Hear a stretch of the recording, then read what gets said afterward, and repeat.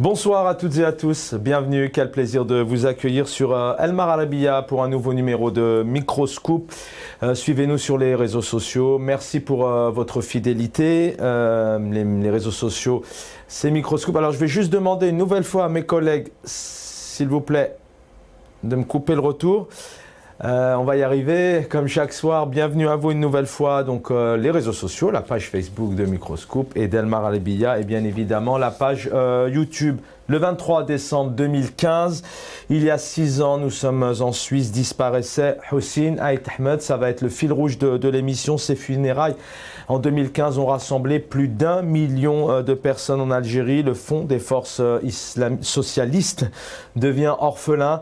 Le parti qu'il a créé en 1963 précisément, le 29, des milliers de militants regrettent encore aujourd'hui leur mentor, le père de la révolution. Ses idées et son projet toujours d'actualité, des revendications telles que Daoula Madaniya, Matia Askaria, qu'on a pu lire et qu'on lit encore maintenant depuis plusieurs mois dans le cadre de cette révolution qui a débuté maintenant il y a bientôt 3 ans.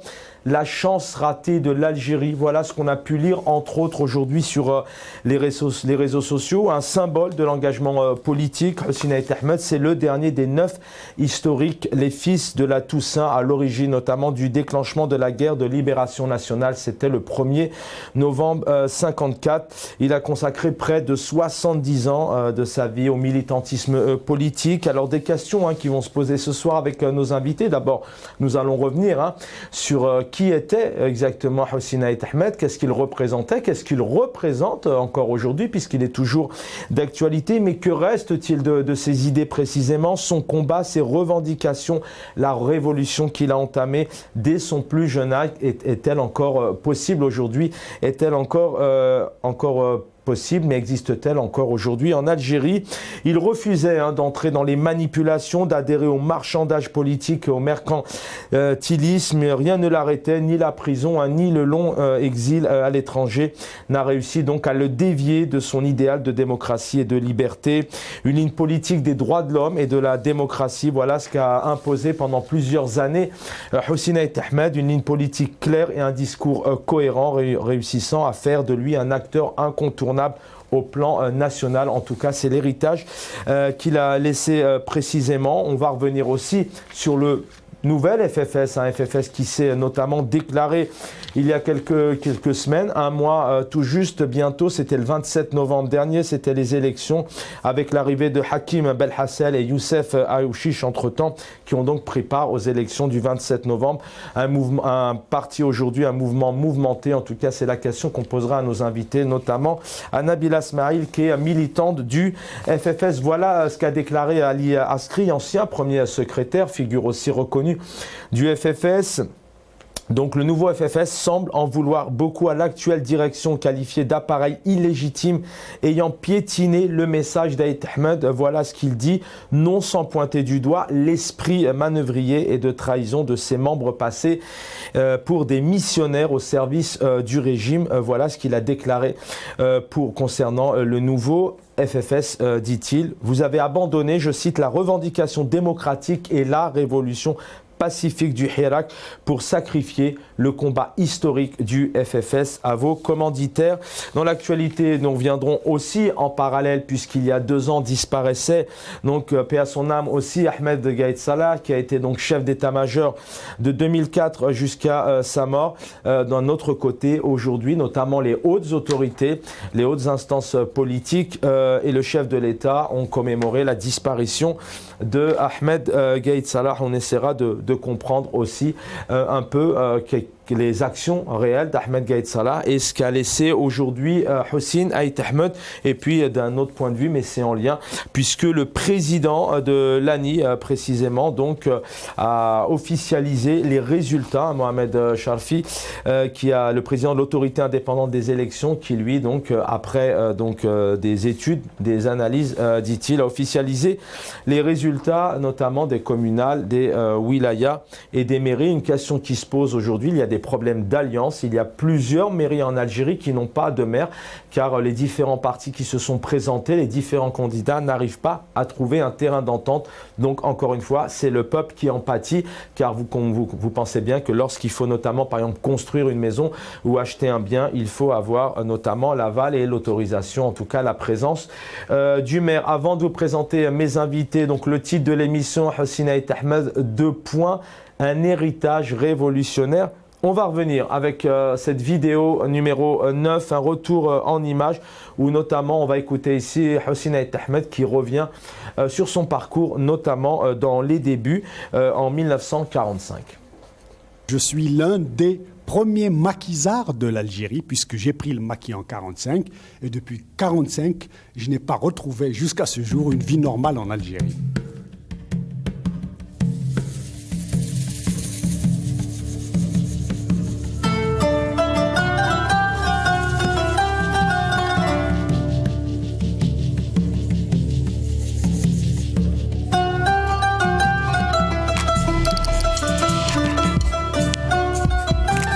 J'ai quitté mes études au lendemain des événements de Sétif.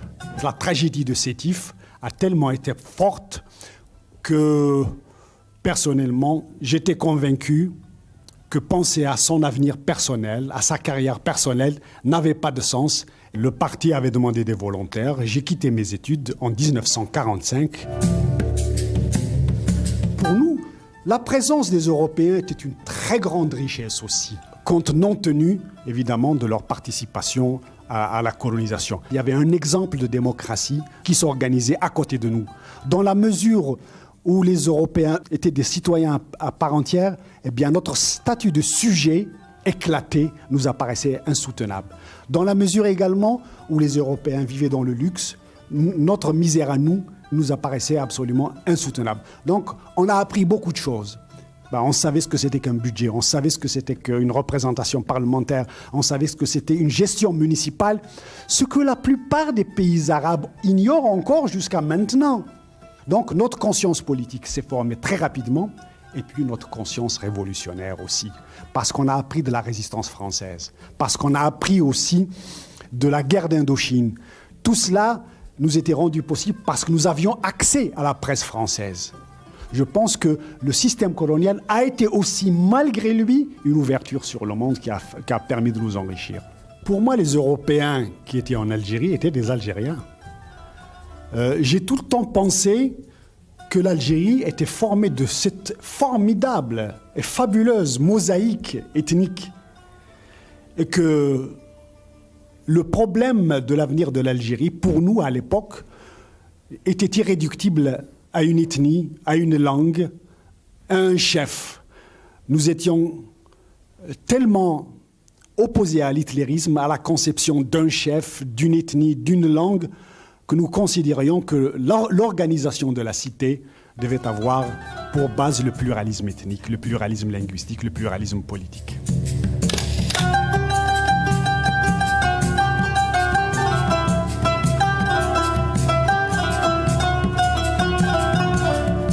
Comme nous n'avions pas d'armes, nous n'avions pas d'argent, nous avons été obligés de préparer un coup contre la poste d'Oran.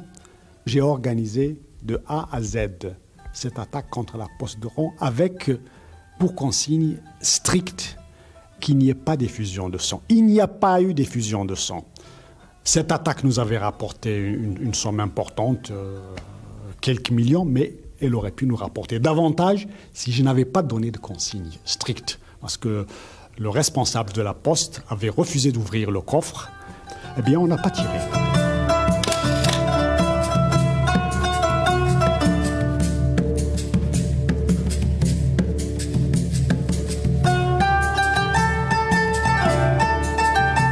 Notre pari à nous n'était pas un pari sur la force militaire algérienne, c'était un pari sur la psychologie des Algériens, sur le fait que les Algériens, quand pendant des années, on les appelait pour voter, ils vous disent non, donnez-nous des armes. Le vote, ça ne sert à rien. De toute manière, les élections sont truquées. Alors c'est que les esprits étaient préparés. Donc c'était un pari de confiance dans la société algérienne. Ce pari était gagné grâce au peuple algérien, grâce à ce phénomène d'automobilisation extraordinaire qui a fait que la plupart des problèmes militaires, politiques, économiques, sociaux qui s'étaient posés à la société algérienne, au peuple algérien, n'a pas été réglé sur instruction des dirigeants, mais par les Algériens eux-mêmes, par les Algériens. Je dirais qu'à force de responsabilité, le muscle était devenu cerveau. Voilà quelques mots, un petit bout du parcours de Hossein Ait Ahmed, notamment, qui a créé le Front des forces socialistes en septembre 1963. On va revenir sur son parcours avec nos idées. Et puis, j'aurai le plaisir d'accueillir aussi Badr Eddine Guelfa, cadre du FIS. On va revenir sur le Front islamique du salut, qui avait atteint plus de 47% au deuxième tour le 16 janvier 92 avec son parti. Et le processus électoral a été stoppé. Et Hossein Ait Ahmed a accompagné et s'est exprimé sur l'arrêt de ce processus en disant que stopper un processus électoral précisément est loin d'être une avancée démocratique. On l'écoutera tout à l'heure. Avec nous pour en parler, Brahim Younsi, cadre du MDA 82-88. Merci d'être là, Brahim Younsi. Invité de nouveau. Bonsoir Chaban, bonsoir aux téléspectateurs et bonsoir à tous vos techniciens. Merci pour votre fidélité. Il était important aussi de vous avoir. Ce soir est avec nous aussi via le Canada, un militant que vous connaissez aussi, économiste, Hassan Moussi. Merci, bonsoir. Bonsoir Chaban, bonsoir à tous les Algériens. Vous m'entendez Chaban? Très très bien. D'accord, donc bonsoir à vous Chaban, à tous les Algériens, à tous les travailleurs d'El Maralibia, notre ami Brahim Younsi et à tous tes invités bien sûr. Merci Hassan Moussi. Va venir nous rejoindre donc Badr Eddine Guelfa, cadre du FIS. On va revenir notamment sur l'arrêt de ce processus électoral en 92. Et Maître Nabila Asmaïl, militante du Front des forces socialistes, c'est-à-dire le parti de Hossein Ait Ahmed. Elle nous parlera du parcours de Hossein Ait Ahmed, mais elle nous donnera aussi un peu ces éléments de réponse. Est-ce que cet héritage est encore là aujourd'hui? Et puis, est-ce que le nouvel FFS, entre guillemets, est toujours sur la lignée et le chemin démocratique de Hossein Ait Ahmed? Brahim Younsi avec nous. Quelle est une question en 2 minutes, parce qu'on va y revenir longuement. Pour vous, qui était Hossein Ait Ahmed? Il s'est défini lui-même. Je n'ai pas besoin de le définir. Il était indéniablement un dirigeant d'abord du PPA MTLD, du MTLD, parce qu'il était au bureau politique avec d'autres grands hommes. Et puis bien entendu, il a été le chef de l'os, ou le deuxième chef de l'os, parce que le premier chef de l'os de l'organisation spéciale, c'était Mohamed Belouizdad. Donc il avait succédé en 1949 à Mohamed Belouizdad. Et nous connaissons cette histoire-là. Vous savez, Hossein Ait Ahmed était indéniablement, moi je l'ai, j'allais dire bien connu, je l'ai assez connu. Je l'ai connu. Je l'ai rencontré pour la première fois à Paris en 1978. J'avais assisté à une de ses conférences à la Sorbonne, et puis un de mes amis m'avait demandé si je voulais prendre un café avec lui, bien entendu, ce que j'ai accepté. Bien sûr, il a voulu me recruter, malheureusement, je ne partageais pas beaucoup de choses. C'est la raison pour laquelle je me suis inscrit ailleurs 4 ans après. Et j'ai retrouvé Hossein Ait Ahmed en 1982 au Palais des Congrès de la Porte-Maillot, et c'est là où il a retrouvé lui aussi Bella, qui était d'ailleurs à la tribune parce que il y avait un congrès pour la Commission islamique des droits de l'homme. Mais comme tout grand homme, Hossein Ait Ahmed était à la fois complexe et simple. Mais c'est sa simplicité qui me charmait. Parce que c'était un homme qui était pétri d'humour et bien entendu de culture. Donc les moments que j'ai passés avec lui et d'autres étaient des souvenirs et de grands souvenirs pour moi. Qu'est-ce qui l'animait? Il a été très jeune, il était au Maquis, très jeune, il a intégré le PPA, si je ne me trompe pas. Qu'est-ce qui l'animait pour s'impliquer, quitter ses études et puis se donner corps et âme à tenter de libérer d'abord ce pays de la colonisation. Et puis après, il a continué son combat à essayer de libérer ce pays. Il a expliqué lui-même, il l'a dit dans les propos que vous avez passés. C'est la condition du peuple algérien. Il n'a pas fait les choses pour lui-même. Et il l'a fait pour libérer son pays, pour libérer l'Algérie, pour libérer le peuple algérien de sa suggestion à la colonisation française. Et d'ailleurs, il en est, avec d'autres, évidemment, sorti vainqueur, parce que l'indépendance a été acquise. Donc l'idéal pour lequel Hussein Ait Ahmed et d'autres se sont sacrifiés, il faut le dire, parce qu'il sacrifie d'abord ses études, alors qu'il venait d'avoir la première partie de son baccalauréat. Donc il abandonne quand même une partie de sa vie et de ses rêves de jeune homme qui voulait atteindre des niveaux intellectuels supérieurs. Donc il a sacrifié, il a donné de lui-même, comme d'autres d'ailleurs. Mais voilà, sa destinée l'a conduit jusqu'à d'abord l'indépendance et puis après l'indépendance à s'opposer et à devenir un opposant. D'ailleurs, ce qui le caractérise aujourd'hui, même après sa mort, c'est l'opposant qu'il a été. Brahim Younsi, restez avec nous. Il y a une petite erreur sur votre synthé. Vous êtes cadre du MDA, vous avez été cadre du MDA de 82 à 88. Et la personne qui est avocate et membre du FFS, c'est Nabila Smaïl, qui viendra nous rejoindre tout à l'heure. La prochaine question, ça sera comme ça, vous avez aussi un peu le temps de vous préparer. Quel était un peu son impact auprès de toutes ces autorités, ces présidents? On lui a proposé notamment d'être chef de l'État, on lui a proposé un peu de rentrer dans un certain nombre de, peut-être entre parenthèses, de manipulations pour arriver au pouvoir. Pourquoi ce personnage, Hussein Ait Ahmed, n'a pas lâché et n'est pas entré un peu dans les propositions qu'on lui faisait? Je vais juste demander une nouvelle fois à mes collègues, s'il vous plaît, vraiment, de me couper mon retour. Sen Moussi est avec nous. Rebonsoir Sen Moussi. Mais la même question pour vous. Qui était Hussein Ait Ahmed? Qu'est-ce qu'il représentait? Chaban, encore une fois, bonjour à tous les Algériens. Vous savez, j'entendais souvent... Vous m'entendez, Sen Moussi? Oui, je vous entends. Vous m'entendez pas, Chaban? Allô? Alors, je ne sais pas si les téléspectateurs vous entendent. Moi, en tout cas, j'ai pas de retour. Allô. Tu m'entends, Chaban? Très bien, je vous en prie, oui.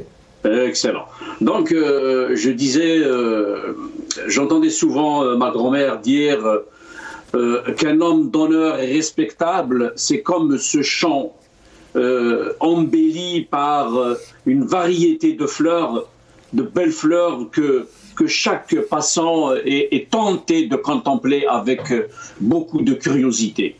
Moi, je dirais, pour ne pas répéter ce qu'a dit mon ami Brahim Younsi par rapport à l'histoire de ce grand homme, Allah yarhamou, Del Hussein, monsieur Ait Ahmed Hussein, que nous appelons tous Bel Hussein par respect, Allah yarhamou, il est connu, moi je dirais qu'il est connu, il est reconnu par tous les Algériens.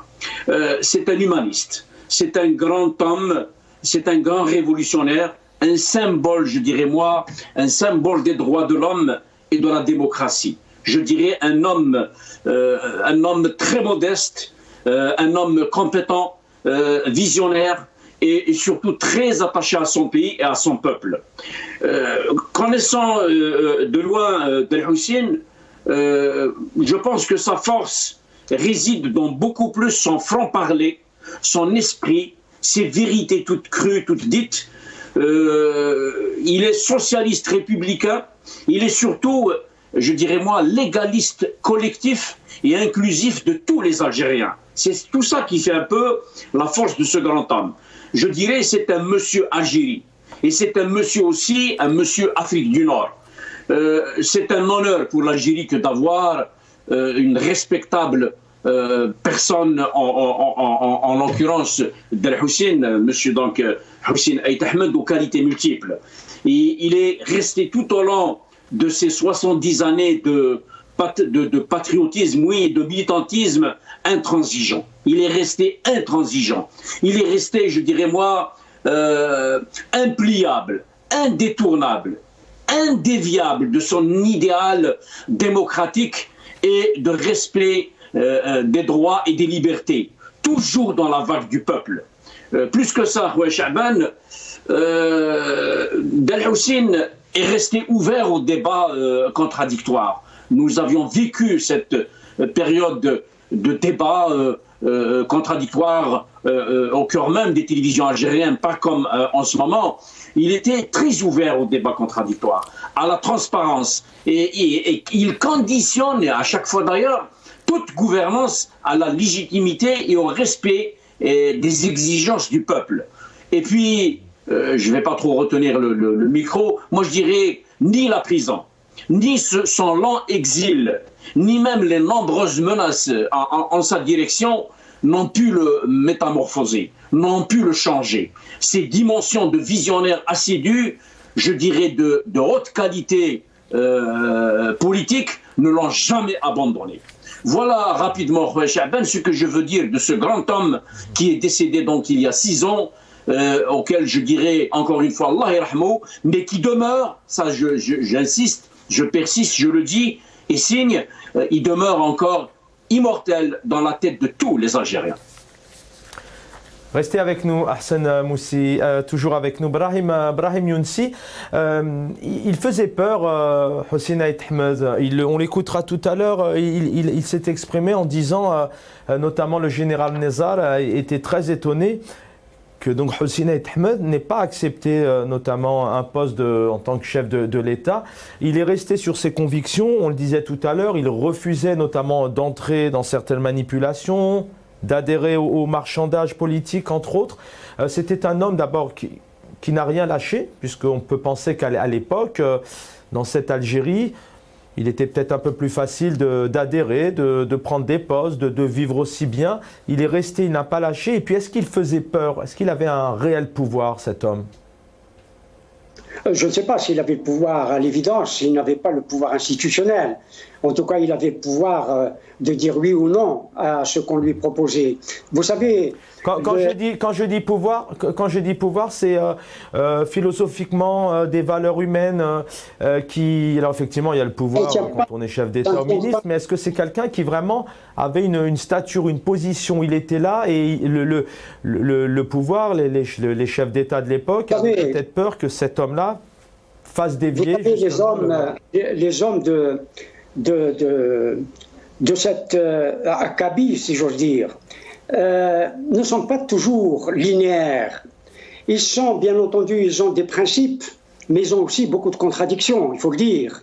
Et je me permettrai de dire certaines choses, parce que vous parlez de cela.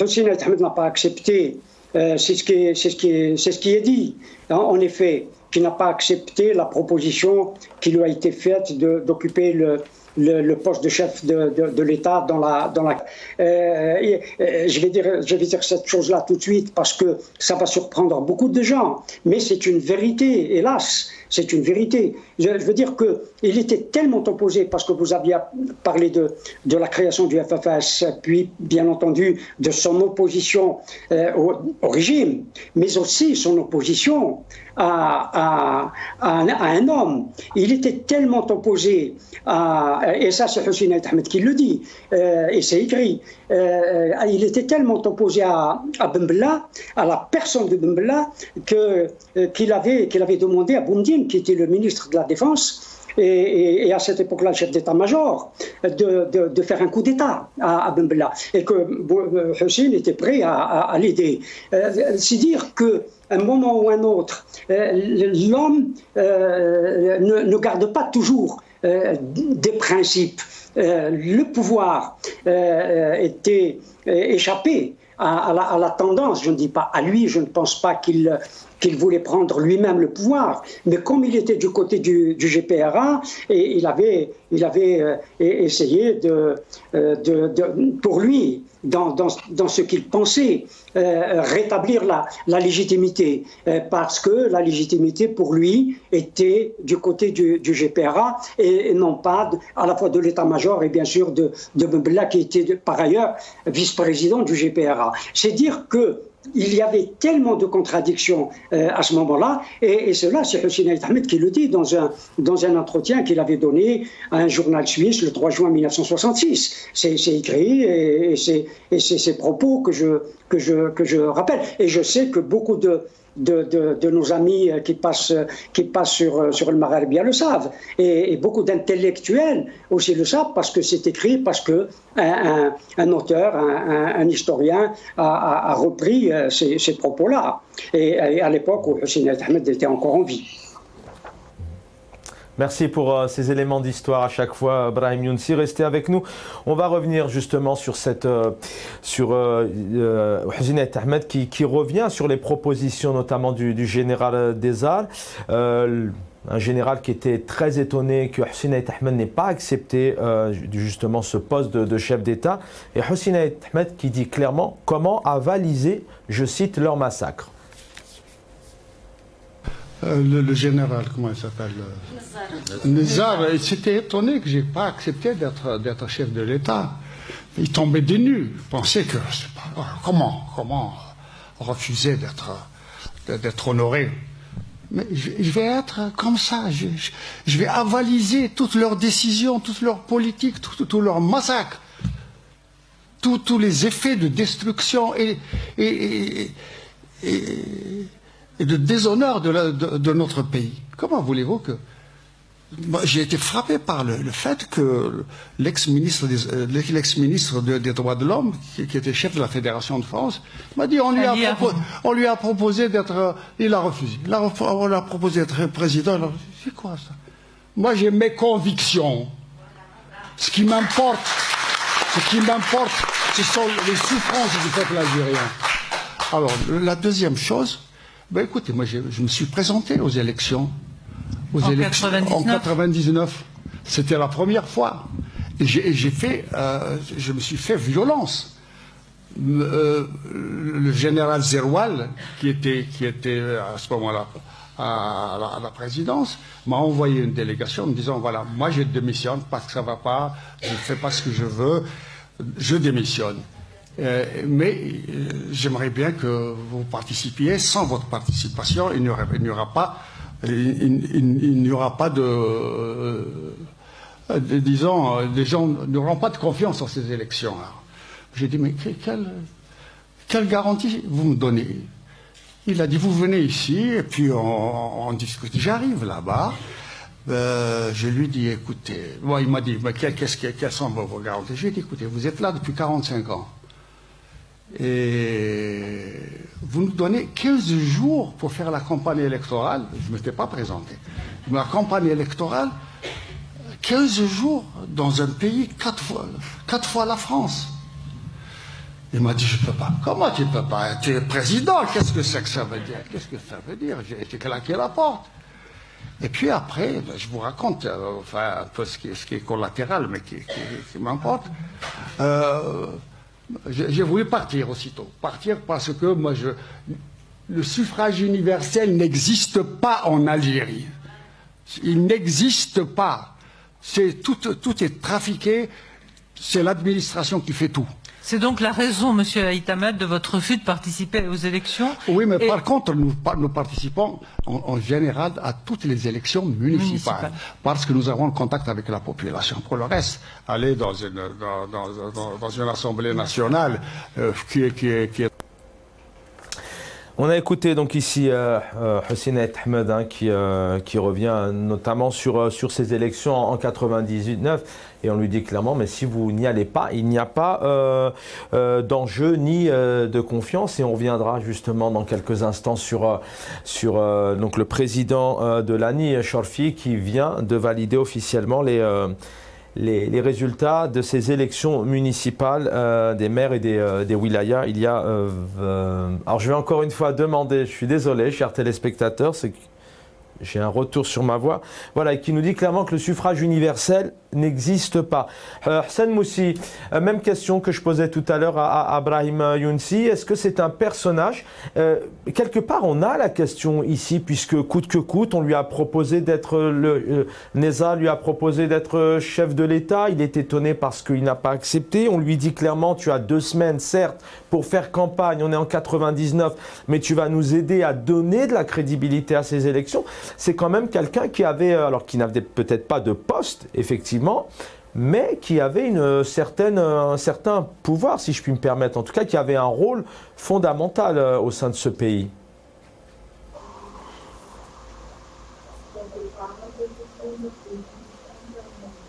Alors, Hassan Moussi, est-ce que vous m'avez entendu?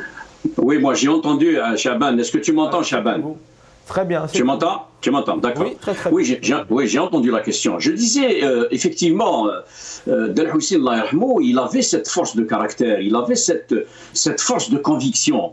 Donc, quand on a la force de caractère, quand on a la force de conviction émanant d'un homme aussi puissant, aussi fort, aussi visionnaire que Del Hussein, je dirais qu'il avait le pouvoir peut-être moral, le pouvoir virtuel. Il n'avait pas, comme l'a si bien dit notre ami Younsi, il n'avait pas, Brahim Younsi, il n'avait peut-être pas le pouvoir institutionnel, mais oui, il avait le pouvoir moral, parce qu'il parlait la langue du peuple. Quand je parle de langue du peuple, je veux dire qu'il parle la direction du peuple, il parle les exigences, les soucis, les attentes du peuple. Voilà ce qu'exprime Del Hussein. Et dans cet angle-là, par rapport à votre question, oui, il avait le pouvoir. D'autant plus que le pouvoir en place à l'époque, c'était un pouvoir officiel, mais un pouvoir illégitime.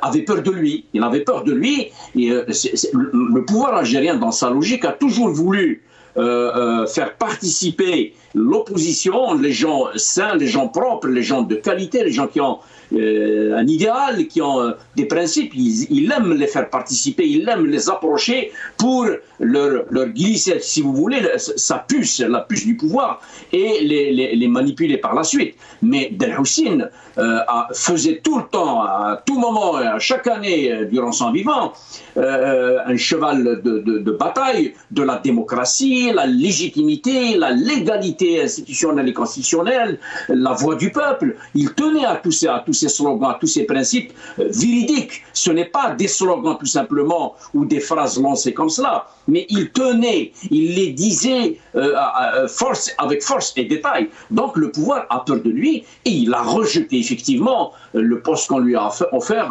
de guider l'Algérie à l'époque. On n'a jamais vu, jusqu'à l'heure où l'on se parle, mon ami Chaban et vos invités, on n'a jamais vu un ministre claquer la porte, un président claquer la porte, ou un député, un sénateur cliquer la porte, fermer la porte, dire je démissionne. On a toujours continué dans son mandat, on a toujours dit oui, madame la marquise, tout va bien, on applaudit l'échec, mais Del Hussein ne faisait pas partie de ce genre d'énergumène. Del Hussein a toujours été, si vous voulez, le peuple algérien. C'est le représentant digne de ce peuple-là. Hélas, le temps n'a pas permis à ce grand homme de prendre justement les rênes de ce pays, autrement on serait vite sorti vers une Algérie, une vraie Algérie, une grande Algérie, comme nous la voulons, comme le peuple la veut, mais il a toujours dit, quel que soit X, quel que soit le temps, quelle que soit la longueur de la nuit, le pouvoir reviendra au peuple algérien.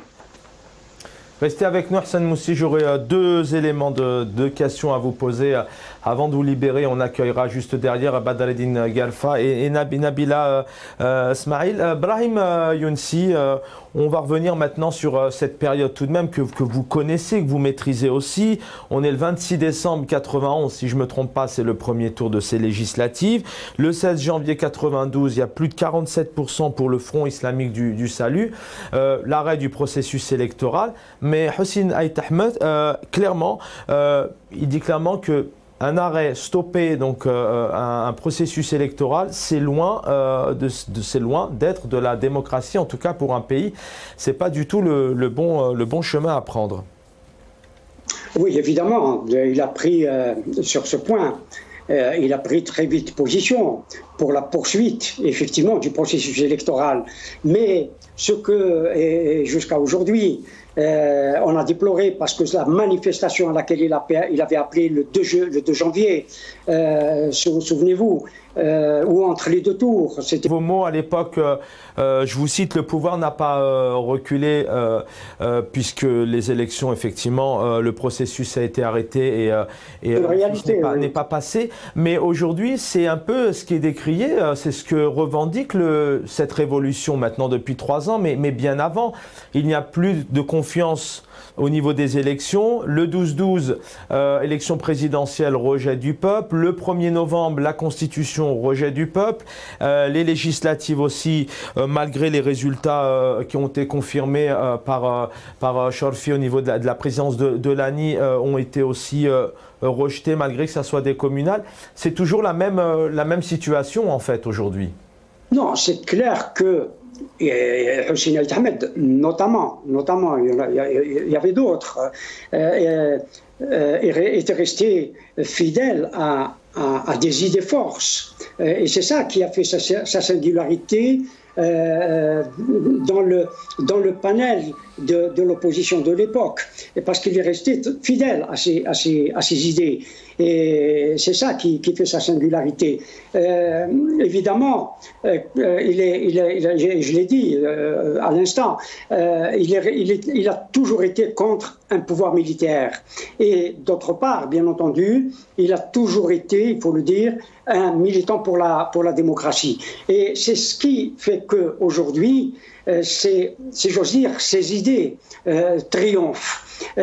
Parce que c'est celui qui a eu un long parcours pour la revendication de la démocratie et du pluralisme politique.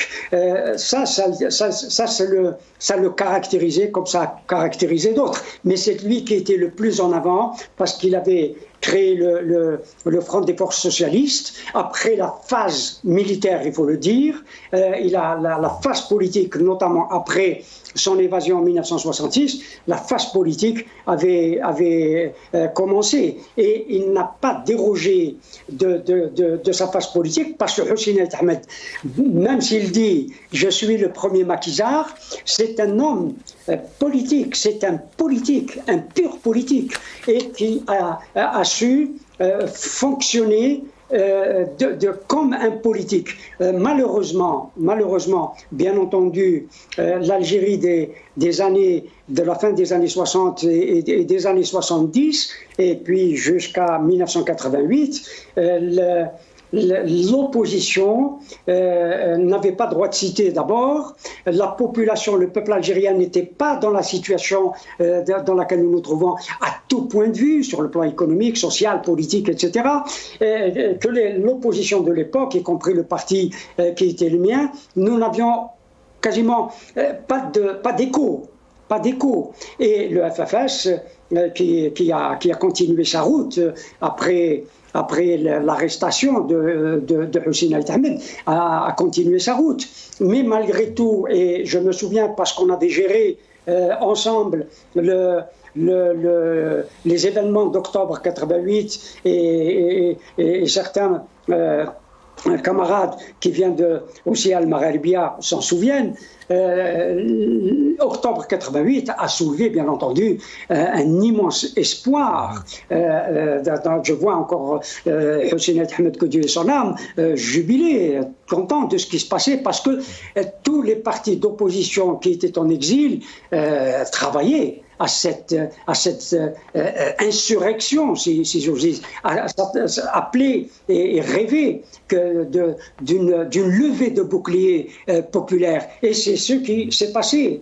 Et puis en 90, jusqu'en 90, je suis désolé de le dire, les opposants, ceux qui étaient dans l'opposition, n'étaient pas très connus. Et Hussein El-Ahmed était effectivement quasiment effacé de la mémoire de d'une majorité des jeunes Algériens. C'était le cas de Mohamed Boudiaf que l'on découvre après le départ enfin, on l'a appelé après l'interruption du processus électoral. Mohamed Boudiaf était un quasi inconnu parmi la jeunesse algérienne. Hussein Ait Ahmed aussi, hélas, il n'était pas très connu par la nouvelle génération. C'est dire que c'était difficile de remonter la pente à la fois de l'homme, mais aussi son parti, qui d'autant que pour le pouvoir et surtout la presse qui était encore une presse d'État, une presse du pouvoir unique, jouait sur la localité, sur la localisation du Front des forces socialistes. D'autre part, deux points de vue avec vous avant de vous libérer, parce qu'on aura normalement le plaisir de se retrouver lundi et certainement on y reviendra. Je voudrais avoir un peu de deux points de vue. D'abord le premier, quel regard vous avez sur, entre guillemets, ce nouvel FFS? Voilà ce que dit Ali Laskri, je le rappelle pour nos téléspectateurs, hein. Il en veut beaucoup à l'actuelle direction, qu'il qualifie d'appareil, je cite, illégitime, ayant, je cite, piétiné le message d'Ait Ahmed, non sans pointer du doigt l'esprit manœuvrier et de trahison sur ce nouvel FFS. En tout cas, c'est comme ça que l'appellent beaucoup de militants, de ses membres passés pour des missionnaires au service du régime. Dit-il, vous avez abandonné la revendication démocratique et la révolution pacifique du Hirak pour sacrifier le combat historique du FFS à vos commanditaires. Je voudrais avoir votre avis un peu sur ce FFS d'aujourd'hui, hein, avec notamment Hakim Belahsel et Aouchiche. Et puis d'un autre côté, peut-être un mot, c'est le hasard du calendrier, puisqu'il y a 2 ans, aussi paix à son âme, puisque Ahmed Gaïd Salah perdait la vie, et aujourd'hui il est aussi commémoré dans les hautes instances de l'État, à l'inverse de notamment Hussein Ait Ahmed.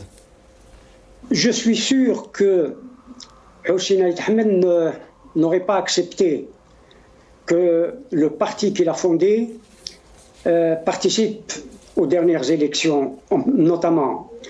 Et je suis quasiment le connaissant, je suis également sûr qu'il n'aurait pas accepté, bien qu'il l'ait dit tout à l'heure, que le FFS participerait aux élections locales, parce qu'il voulait, et c'était ça son ADN, si j'ose dire, d'être proche de la population et du peuple.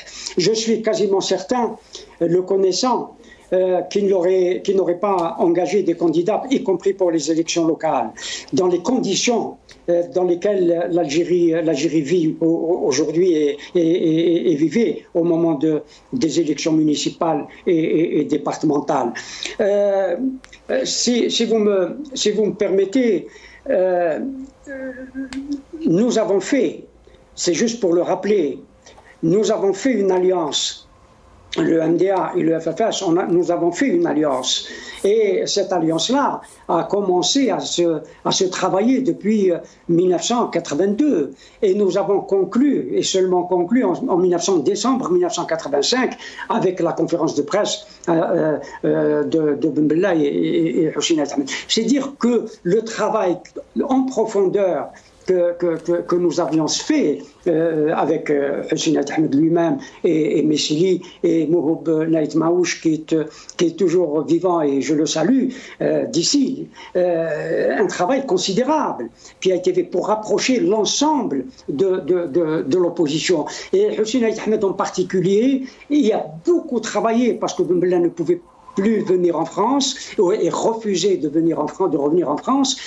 Hussein Ait Ahmed a beaucoup travaillé pour cette alliance-là, pour convaincre, etc. Beaucoup de conférences ont été faites, de réunions, etc.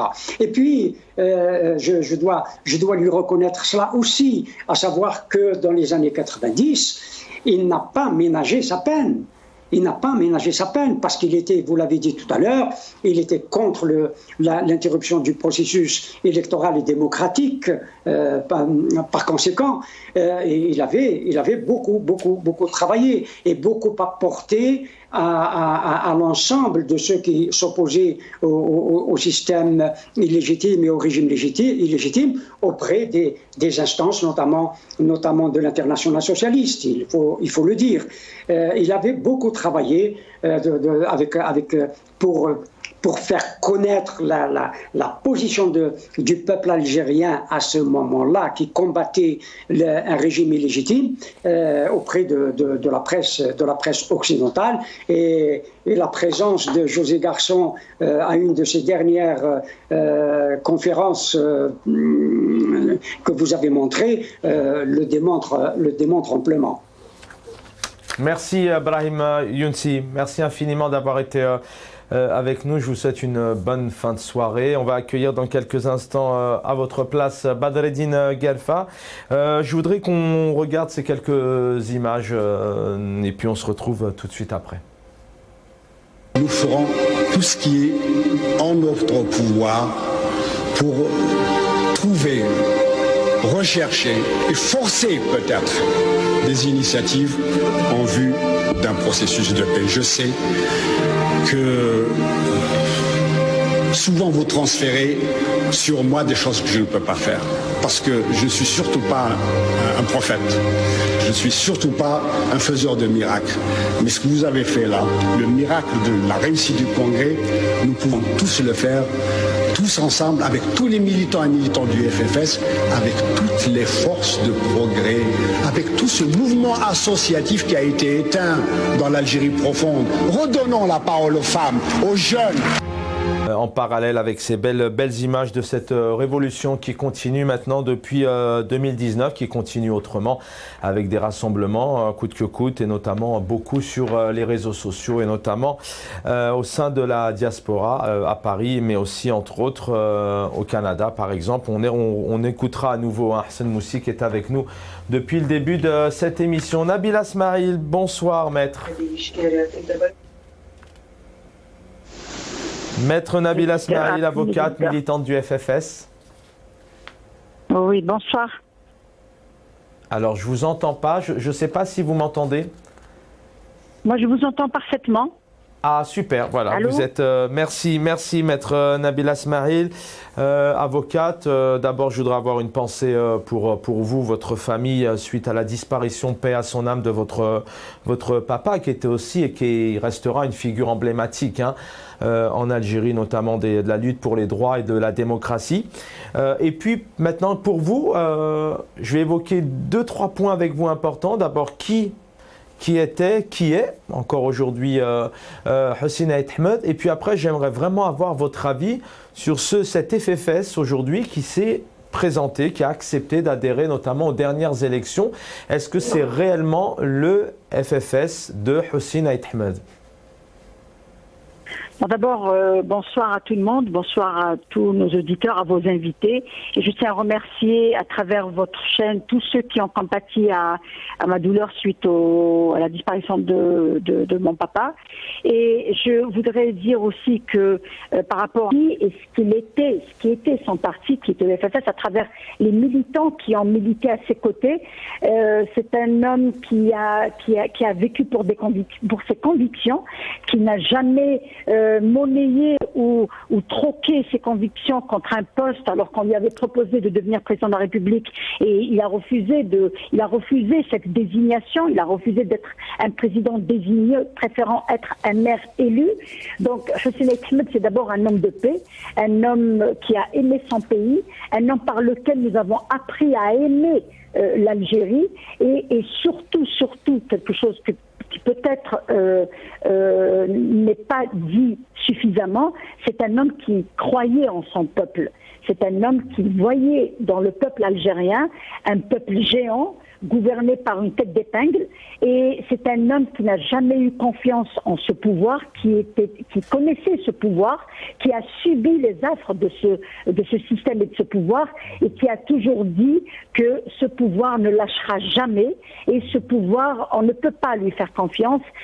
C'est un pouvoir qui consomme des hommes, qui consomme des révolutions, qui continue à consommer les richesses de ce pays, et c'est pour ça que que tous les Algériens se sont reconnus dans le combat de Hossein Aït Ahmed à travers la révolution du 22 février 2019 et vous avez tous vu que la rue lui a rendu hommage en brandissant cette belle parole. Un jour le peuple, un jour la parole reviendra au peuple et c'est cette confiance qu'il avait en ce peuple au moment où tous les opposants pensaient que ça sert à rien de lutter contre un système aussi militarisé, ça sert à rien de lutter, mais lui il a lutté, il a continué à lutter, il a choisi l'exil pour faire porter la voix des Algériens à l'extérieur, il a choisi l'exil pour défendre l'Algérie, il a crié haut et fort, il a crié, il a dénoncé tout ce qu'a subi le peuple algérien depuis son indépendance. C'est un homme qui a choisi l'exil pour servir son pays et qui a souffert et qui n'a jamais parlé de sa souffrance personnelle, qui n'a jamais parlé de représailles du pouvoir contre sa famille, contre ses biens, contre tout ce qu'il était. Lui, l'homme de la révolution, l'homme qui a connu toutes les révolutions, qui a mené tous les combats contre la dictature, contre le colonialisme, ensuite contre la dictature. Donc on ne pourra jamais assez dire de cet homme qui est devenu légende, qui a été découvert par des milliers d'Algériens le jour de sa mort. Oui. Nabila Smaïl, deux questions. Est-ce que justement c'est parce qu'il manque aujourd'hui une figure emblématique? Alors il y a bien évidemment des leaders, j'ai envie de dire, des personnes qui représentent le peuple, qui sont suivis, je ne sais pas, je pense à Mohsin Bel Abbas entre autres, à Zobida Sassoul qui est aussi chef de parti, à Karim Tabou entre autres. Mais est-ce qu'aujourd'hui c'est parce qu'il manque une figure comme ça qui peut fédérer, réunir avec des idées, avec une ligne politique qui conduit vers la démocratie? Est-ce qu'en Algérie c'est pas ce qu'il manque aujourd'hui? Et deuxième point, que reste-t-il de ce combat? Je pense que l'Algérie en ce moment de lutte et de révolution, l'Algérie a vraiment besoin d'une figure emblématique comme celle de Hossein Aït Ahmed, qui malheureusement n'a pas de relève. Il a de la relève dans les militants, mais un personnage aussi charismatique, un personnage comme Hossein Aït Ahmed, on en voit peut-être chaque fois par siècle, ou peut-être plus. Mais c'est pas pour diminuer, parce que nous sommes tous en train de lutter, mais il nous manque, ce qui nous manque C'était plus facile à l'époque de devenir et d'être un Hossein Aït Ahmed, parce qu'on sait qu'aujourd'hui, on l'a vu pendant la Révolution, que lorsqu'on a un leader qui essaye d'émerger, j'apprends rien à personne, c'est pas facile, notamment en Algérie, de pouvoir s'exprimer, de pouvoir conduire une ligne politique, un parti politique. On a vu des personnalités politiques se faire aussi emprisonner parce qu'ils ont souhaité s'exprimer. Écoutez, c'était beaucoup plus difficile d'être un Hossein Aït Ahmed qui a subi les affres de la guerre, de l'après-guerre, et qui a lutté pendant plus de 70 ans.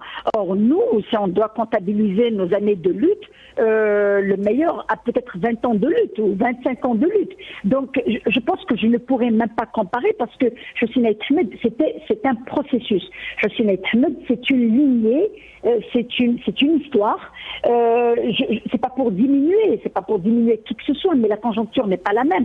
L'Algérie a besoin d'un Hossein Aït Ahmed, mais il ne peut pas y avoir de Hossein Aït Ahmed parce qu'il y a beaucoup, il y a d'abord une dépolitisation de la population. Il y a un travail qui a été fait pour éloigner la population de toute forme de lutte politique. Et il y a la militarisation de la réaction du pouvoir.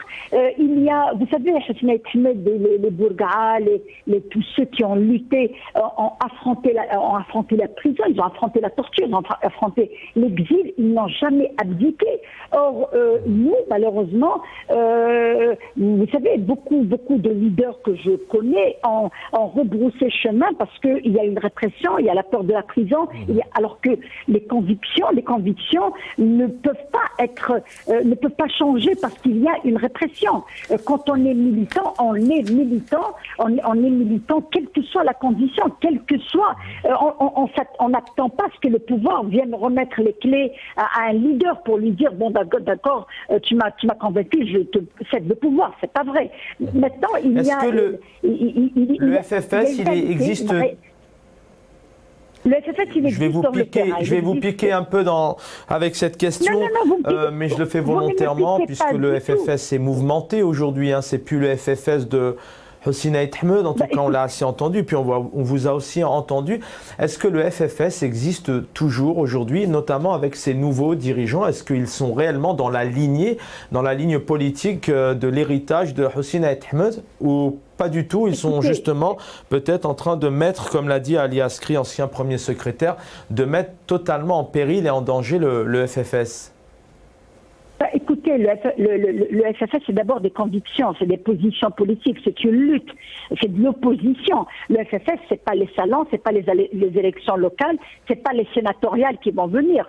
Quand vous avez un personnage qui a refusé de devenir président de la République, tout en voyant en lui un sauveur, et qui a refusé d'être désigné, et que vous comparez la situation aux dernières élections où les quotas étaient connus d'avance, moi je ne peux pas me reconnaître à ce FFS. Moi je me reconnais au FFS du 22 février, je me reconnais au FFS qui est sorti pour accompagner le peuple dans ses revendications. Je me reconnais au FFS qui fait les rassemblements devant les tribunaux chaque fois qu'il y a un procès d'un militant politique. Je me reconnais au FFS qui dénonce la répression, qui dénonce au FFS qui était le fondateur de la première ligue des droits de l'homme en Algérie. Je ne me reconnais pas au FFS qui va chez Tebboune pour lui offrir ou lui demander 2 ou 3 points et puis le lendemain il se passe absolument rien du tout. Moi je ne me reconnais pas dans les personnes, je me reconnais dans les idéaux parce que les personnes ça part et ça revient. Maintenant vous me dites qu'il y a des personnes à la tête du FFS qui voient que le pouvoir est trop fort, donc il faut rentrer dedans et lutter de l'intérieur, mais c'est un système qui absorbe et qui consomme les hommes. Personne n'a lutté de l'intérieur et il s'en est sorti vivant. C'est pas vrai. On ne lutte pas de l'intérieur d'un système, on combat un système. On ne peut pas.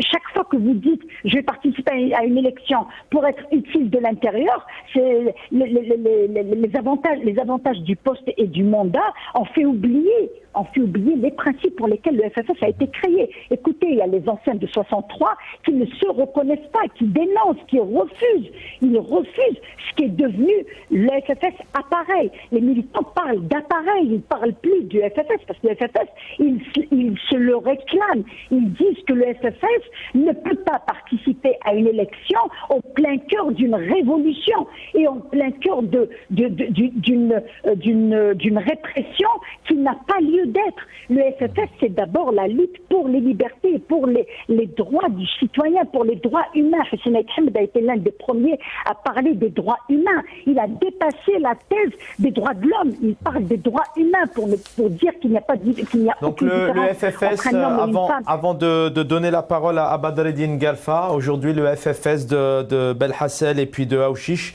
c'est plus du tout le FFS de Hossein Ait Ahmed? Non. On a beau se recueillir sur sa tombe, mais c'est pas vrai. Bon, on se recueille sur sa tombe, c'est un engagement ou je sais pas comment je vais appeler ça. Mais je pense que celui qui doit se reconnaître FFS doit dire les choses comme elles doivent être dites. Et il doit résister devant un régime qui ne veut pas reconnaître le peuple. Or, Hossein Ait Ahmed a passé sa vie à lutter pour la dignité du peuple, pas pour le représenter dans une API ou dans une APC, quand le jeu est fermé, le jeu politique est interdit. Nous sommes dans une phase où la politique est interdite, l'action politique est criminalisée. Donc je ne peux pas porter secours à un pouvoir qui a criminalisé l'opposition, qui a criminalisé l'action politique. Moi, je suis une militante qui lutte pour un changement pacifique du régime. Je ne lutte pas pour décapiter les gens Je ne lutte pas pour exécuter ceux qui sont au pouvoir. Je ne lutte pas pour ça parce que moi je suis humaniste. Je lutte pour que le peuple ait une dignité et le choix et la liberté de choisir ses représentants. Moi, quand je sais que le FFS actuel a légitimé une élection qui est rejetée par le peuple, je ne peux qu'avoir mal parce que c'est une caution à un pouvoir qui a 320 détenus d'opinion qui croupissent. Oui, d'accord. Restez avec nous, Nabila Smaïl. J'aurai le plaisir de vous donner aussi quelques petites minutes, le temps passe vite, pour conclure notamment l'émission, et puis on redonnera aussi la parole à Hassan Moussi qui est avec nous, qui a démarré l'émission avec nous. Avec nous, Badreddine Galfa, Gadre du Fils. Bonsoir Badreddine Galfa, quel plaisir de vous retrouver. Salam alaikum, je vous remercie pour l'invitation. Merci. Chaque année, effectivement, lorsqu'on commémore cette figure emblématique qui est Hossein Ait Ahmed, on ne peut pas ne pas vous inviter. Je le disais tout à l'heure, on est le 16 janvier 92, c'est le deuxième tour. Le Fils donc remporte ces législatives avec plus de 47%. Arrêt du processus électoral. Hossein Ait Ahmed ne faisait pas partie du Fils, mais il vous a soutenu, il a dit clairement qu'il n'était pas normal d'arrêter ce processus électoral, que c'était antidémocratique. Salam alaikum d'abord, et à tous vos invités, à tout le peuple algérien.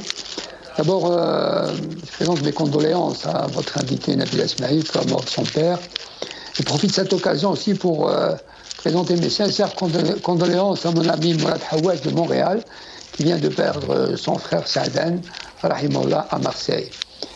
Hossein Ait Ahmed, rahimahullah, je ne sais pas si je suis apte à parler de lui. Bon, vos invités ils en ont parlé, je pense, suffisamment. Mais pour moi, Hossein Ait Ahmed, d'abord, je l'ai découvert dans les années 70, en étant étudiant. Bon, à l'époque, le nom qui est Ken Mawjoud ou Ken Bembella, on était jeunes, des jeunes adolescents. Bon, donc Hossein Ait Ahmed, pour moi, qui a été chef de l'OS à 21 ans ou à 22 ans, qui a passé toute une vie de militantisme, ça a été pour moi, d'ailleurs c'est ce que je disais aux jeunes hirakistes, quand ils essayaient quand ils voulaient avoir des résultats rapidement, je leur donnais l'exemple de Hossein Ait Ahmed, rahimahullah, qui a passé toute une vie en tant que militant, en tant que révolutionnaire, en tant que militant de la liberté, de la justice, des droits humains. Donc c'est ça, Hossein Ait Ahmed. Pour revenir à 92, oui, je tiens à dire que Hossein Ait Ahmed a plutôt soutenu la volonté populaire. Je ne dirais pas qu'il a soutenu le Fils, il a soutenu la volonté populaire. Et ça, c'est à son honneur. À son honneur, il avait compris très rapidement que ce n'est pas le processus électoral qu'on allait arrêter, mais c'était le processus démocratique. Et ça, c'est son flair d'un homme d'un grand parcours militant. Donc il a compris ce que préparait le régime à l'époque. C'est pour ça que certains militants du FFS n'avaient pas compris la position de Hossein Ait Ahmed, rahimahullah, sur ce sujet-là. Mais d'ailleurs, de l'autre côté aussi, certains militants du Fils n'avaient pas compris aussi l'appel de Hossein Ait Ahmed, rahimahullah, le 2 janvier à une grande manifestation à Alger. Ce qu'il faut dire sur cette manifestation, en tant qu'homme politique, Hossein Ait Ahmed, c'est tout à fait normal qu'il cherche à engranger certains dividendes pour le deuxième tour. C'est ça le jeu démocratique. Mais je pense, il faut dire quand même les choses telles qu'elles sont, je crois que le régime à l'époque a profité de cette grande manifestation démocratique pour essayer de et pour préparer le lit du coup d'État et toute l'aventure malheureuse des grands aventuriers de 92 qui ont mis le pays en ruine. Donc, à son honneur, c'est que après 92 et des années durant, jusqu'à sa mort, il était resté fidèle à son combat, fidèle à une Algérie patriotique fidèle au rêve de toutes les générations pour construire un pays démocratique, libre, qui vit dans ses valeurs ancestrales, qui vit aussi dans la justice sociale. Donc, malheureusement, nous avons perdu des hommes comme Hussein Ahmed, comme Mahdi, comme Abbasi Madani, comme Hachani, comme Lamine Khan, comme pas mal de Farhat Abbas, Ben Khadda, des hommes qui auraient pu construire l'Algérie dont rêvaient nos pères et nos grands-pères. Et maintenant, ces gens-là, bon, Hussein Ahmed, ou Al-Habib Ben Mehdi, tous ces gens-là, c'était des jeunes qui ont pris leur responsabilité à un moment donné où l'Algérie avait besoin d'eux. C'est comme maintenant aussi, nous avons beaucoup de jeunes, je citerai pêle-mêle, Mohamed Tajadid, Brahim La'lami, Brahim Ghalbi, plein de jeunes qui ont pris leurs responsabilités, Ali Snoussi, des jeunes qui ont pris leurs responsabilités pour une Algérie heureuse et qui se retrouvent aussi en prison. Donc, nous sommes toujours dans le même scénario. Une jeunesse qui aspire à la liberté, une jeunesse qui aspire à vivre l'émancipation, à vivre l'épanouissement, à vivre le progrès, à vivre son temps, à vivre la modernité, c'est-à-dire, pour reprendre les mots qui sont en vogue, qui vivent aussi l'Algérie dans toutes ses valeurs et en face, comme nous avions eu à l'époque le colonialisme. Maintenant, nous avons des forces néocolonialistes qui empêchent cette Algérie de respirer, de rêver, de construire un pays. Malheureusement, tout ce qui se passe maintenant, voilà le résultat. Mais je crois que le rêve est permis. Parce que je citerai maintenant ce qui s'est passé il n'y a pas longtemps, il y a quelques jours, quand il y a eu la consécration de l'équipe nationale d'Algérie dans la Coupe arabe. On a vu que les Algériens, la jeunesse algérienne, mazelt hiya, mazelt bhulma, mazelt avec ses slogans Alger, Tizi Ouzou, Ablida et dans beaucoup de villes algériennes. C'est-à-dire, je crois que le moment révolutionnaire continue. Le combat de Hussein Ahmed ou Tahreirou, tous les nas qui قبلوا n'est pas perdu. C'est des investissements. الأفكار هذه لا تولد هكذا جزافا. هذه الأفكار دائما تولد بعد يعني les combats continuent تاع عظماء تاع des générations. Et c'est comme des graines, des graines, des zar'ou, et finalement, les fleurs, et puis nous vivrons les Algériens vivront dans ce champ florissant, dans une belle Algérie, bi'idnillahi azza wa jalla. Merci pour ces mots d'espoir, comme d'habitude, et cette belle Algérie. Il était important de vous avoir, Badreddine Guerfa, cadre du FIS. Un dernier mot pour vous, Hassan Moussi, vous êtes toujours avec nous, vous avez démarré l'émission, donc je vous ai mis un peu en attente.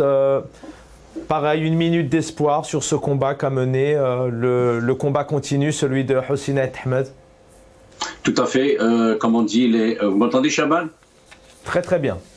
Très bien. D'abord, rapidement, je m'excuse, je dois dire mes condoléances les plus attristées à notre collègue ami Nabil Ismail. Je dirais aussi mes condoléances les plus attristées à mon ami Mourad Houas, ici voisin terrier à Montréal, qui a perdu son frère à Paris, en France. Et mes condoléances aussi à ma famille Moussi, qui venait de perdre 2 membres de ma famille la semaine passée, Karim Moussi de Paris et Madame Noura Moussi Amar, Rabbi Rahmoum. Ceci dit, oui, rapidement, Chaban Khouya, mes collègues ont dit ce qu'il fallait dire.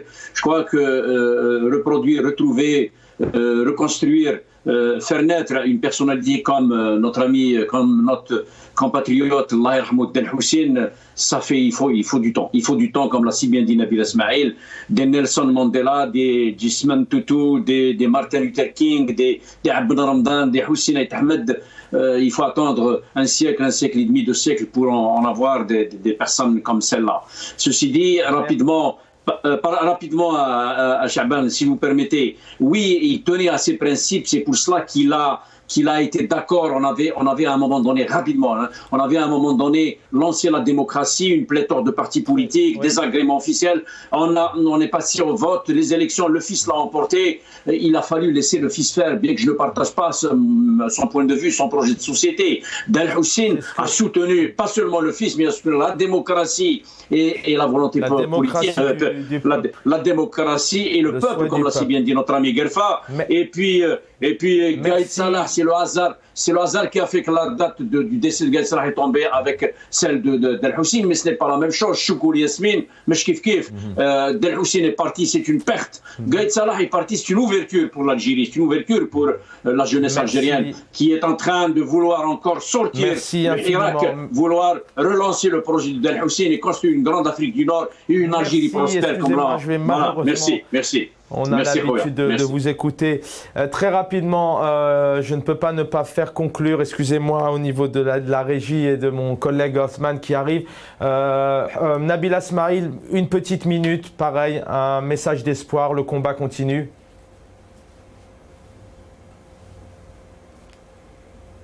Ah, ok, donc Nabila, merci beaucoup. Nabila Nabila Smaïl, qui a consacré quelques temps pour cette émission et rendre hommage à Husseina Ahmed, qui est avocate militante du FFS. Brahim Younsi, cadre du MDA 82-88, Badreddine Galfa, cadre du FIS qu'on a entendu, analyse politique. Hassan Moussi, je vous donne rendez-vous samedi à 18h30 sur El Mar Arabiya. Bonne soirée à tous.